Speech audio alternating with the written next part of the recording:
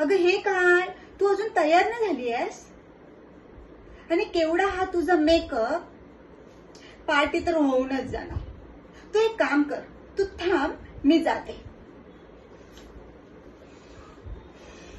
ठीक आहे, थांबते, बघेन तुझी पण वाट.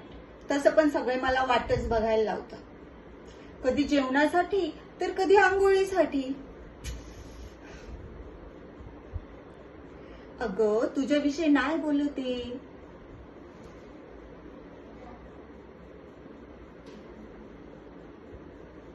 मी माझ्या दादाविषयी बोलते. तो एकदा का आंघोळीला गेला की बाहेर यायचं नाव नाही. म्हणून मी ठरवलंय, मी अशा घरामध्ये लग्न करेन ना, जे 2 बाथरूम तरी असायलाच पाहिजे. ओ मॅडम, हसते काय? इथे काही जोक चालू आहे?